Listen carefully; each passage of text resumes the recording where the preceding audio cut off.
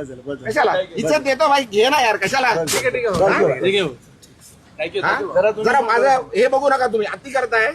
हे भाई बस ना, बंद कर ना आता, बंद कर, नाहीतर भाई मी विसरून जाईल मी खासदार आहे. तुम्ही काय पहिला पण सांगितलंय मी. इज्जत करतो, इज्जत करा, सांगतोय बरं. तुम्ही उगाच माझी घालताच आहे. हे रेकॉर्ड कर, काय उगाच त्यांच्याकडे जाल. ते बोलतात ना, मला मी बोलणार नाहीये. आता परत आले तर मारून पाठवणार तुम्हाला पण. हा बाजू कशा घुसताय. अरे लिमिट आहे कुठल्या गोष्टीची, बोलली आहे ना ती, सांगितलं ना सर्व. नमस्कार, मी शिल्पा. प्रहारमध्ये आज आपण अशा एका विषयावर प्रहार करणार आहोत ज्याने महाराष्ट्राच्या सुसंस्कृत राजकीय संस्कृतीला पुन्हा एकदा काळिमा फासलाय.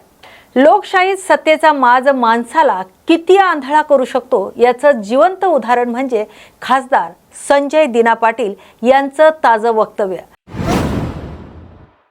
ज्या लोकप्रतिनिधीला जनतेने आपले प्रश्न मांडण्यासाठी, आपल्या अडीअडचणी संसदेच्या दरबारात मांडण्यासाठी आणि जनतेच्या हक्काचं प्रतिनिधित्व करण्यासाठी निवडून दिलंय, ज्यांच्या खांद्यावर लाखो जनतेची जबाबदारी आहे, त्यांची भाषा आज कशी झाली आहे? शिवराळ, बेजबाबदार आणि सरळ सरळ गुंडगिरीची. होय, पत्रकार आणि पोलिसांविषयी बोलताना खासदार महोदयांनी जी भाषा वापरली त्यानंतर संपूर्ण महाराष्ट्रातून एकच सवाल विचारला जातोय. तुम्हाला तुमच्या खासदार पदाचा, सार्वजनिक जीवनाचं काही भान उरलं नाहीये का? की सत्तेच्या उभेत सर्वच मर्यादा विरळून गेल्यात? नेमकं काय घडलंय आणि शिवराळ भाषेमागचं राजकारण काय आहे? पहा हा आमचा प्रहार विशेष रिपोर्ट.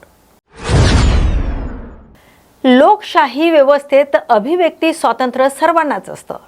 मात्र जेव्हा एखादी व्यक्ती सार्वजनिक पदावर बसते, खासदार म्हणून शपथ घेते, तेव्हा तिच्या प्रत्येक शब्दाला, प्रत्येक वाक्याला एक वजन असतं. कारण लोकप्रतिनिधीचं वर्तन हे समाजासमोर आदर्श असावं लागतं. पण दुर्दैवाने खासदार संजय दिना पाटील यांनी पत्रकार आणि पोलिसांबाबत केलेल्या वक्तव्याने आदर्शाच्या सर्व सीमा धुळीस मिळवल्या आहेत. खासदार महोदयांनी वापरलेली शिवराळ भाषा ही केवळ असंसदीय नाही, तर ती एक लोकप्रतिनिधीच्या तोंडी शोभणारी नक्कीच नाही. राजकारणात मतभेद असू शकतात, टीका टिप्पणी असू शकते, आरोप प्रत्यारोपांच्या फैरी झडू शकतात. हा लोकशाहीचा भाग आहे. पण मतभेद व्यक्त करताना भाषेची पातळी थेट गुंडगिरीच्या स्तरावर जाणं हे महाराष्ट्राच्या राजकीय संस्कृतीला न पटणार आहे. या संपूर्ण प्रकरणात सर्वात कळीचा आणि महत्त्वाचा मुद्दा म्हणजे संजय दिना पाटील यांच्या भाषेतील हा बदल अचानक झालेला नाही, अशी चर्चा आता राजकीय वर्तुळात रंगू लागली.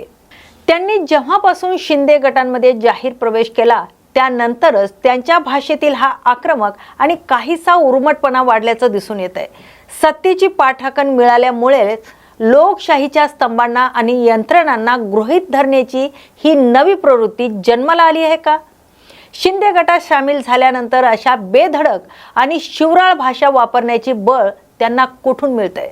हा सत्तेचा माज आहे की अंतर्गत अस्वस्थता? हा खरा प्रश्न आहे.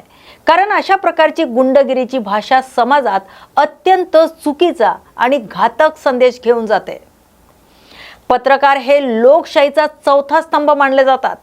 जनतेचा आवाज प्रशासनापर्यंत आणि नेत्यांपर्यंत पोहोचवण्याचं काम पत्रकार अविरतपणे करत असतात. दुसरीकडे समाजातील कायदा आणि सुव्यवस्था राखण्यासाठी अहोरात्र जबाबदारी पोलीस यंत्रणेवर असते. जेव्हा संसदेत बसणारा एक खासदार याच दोन्ही महत्त्वाच्या घटकांवर अत्यंत खालच्या पातळीवर जाऊन चिखलफेक करतो, तेव्हा ती संपूर्ण व्यवस्थेची प्रतारणा ठरते. संजय दिना पाटील यांच्या या शिवराळ आणि गुंडगिरीच्या भाषेविरुद्ध आता पत्रकार जगतातून तीव्र संतापाची लाट उसळली आहे. विविध पत्रकार संघटनांनी एकत्र येत या वक्तव्याचा जाहीर निषेध केलाय. प्रहारच्या माध्यमातून पत्रकार बांधवांनी विचारलंय की प्रश्न विचारणाऱ्यांची तोंड तुम्ही अशा भाषेने बंद करणार आहे का? केवळ सत्तेत आहात म्हणून पोलिसांवर आणि माध्यमांवर दबाव टाकण्याचा हा प्रयत्न खपवून घेतला जाणार नाही, असा इशारा आता दिला जातोय. या वक्तव्यानंतर राजकीय आणि सामाजिक क्षेत्रातूनही तीव्र प्रतिक्रिया उमटत असून विविध विरोधी पक्ष आणि सामाजिक संघटनांनी खासदारांच्या राजीनाम्याची किंवा माफीची मागणी लावून धरली आहे। जनतेचा आवाज आणि नेत्यांची जबाबदारी ही आहे की नेते मंडळी हवेतून निवडून येत नाहीत, त्यांना जनतेने तिथपर्यंत पोहोचवलेलं असतं। प्रसार माध्यम ही जनतेच्या वतीने नेत्यांना प्रश्न विचारत असतात, त्यामुळे जेव्हा एखादा नेता पत्रकाराला धमकी देतो तेव्हा ती धमकी फक्त त्या व्यक्तीला नसते, तर तो जनतेचा आवाज दाबण्याचा आणि प्रश्न विचारण्याच्या अधिकारावर केलेला हल्ला असतो। नेत्यांनी हे विसरता कामा नये की उत्तरदायित्व हा लोकशाहीचा पाया आहे।